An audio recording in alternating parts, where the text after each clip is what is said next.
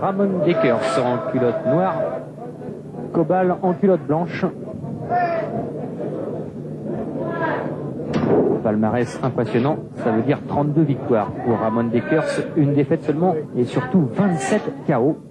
Pour Cobal, c'est encore plus fort, 90 victoires et 2 nuls, dont 30 victoires par KO.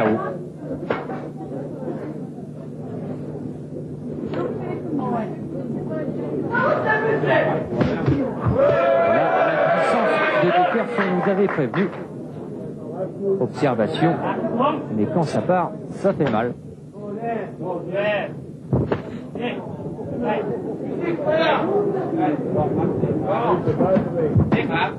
Ramon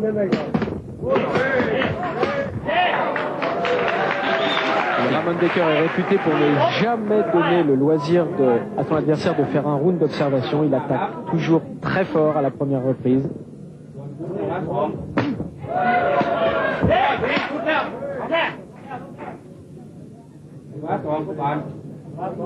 Et tous les coups portés arrivent.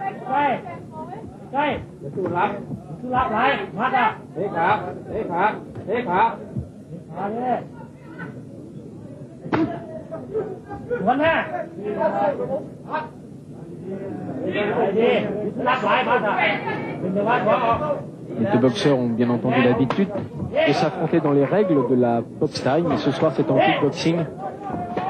Et on peut s'attendre à beaucoup d'échanges à mi-distance puisqu'il n'y a ni projection ni saisie autorisée. Superbe assise de la part des deux boxeurs. Et tous les coups sont portés avec une incroyable puissance.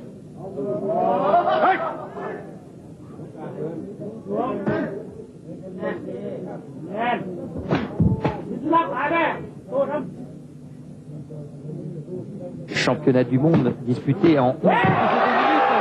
Et vous avez vu Cobal surnommer la au sol dans cette première reprise.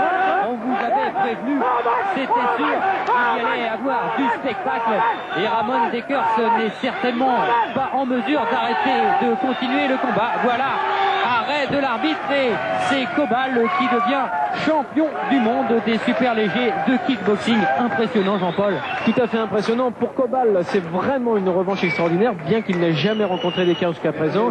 Dekers qui avait mis KO sur un même crochet gauche son ami Chéri, le Thaïlandais. Et bien, cette fois, Cobal a vengé son ami. Ouais, on revoit parfaitement ce crochet gauche porté avec toute la puissance du corps. Un crochet gauche auquel il fallait s'attendre puisque Cobal le préparait depuis le départ du combat et qu'il a porté donc avec tout le poids de son corps. Et victoire expéditive donc de Cobal, surnommé la foudre, on ne le dira jamais assez, face à Ramon Dekers. Cobal, nouveau champion du monde des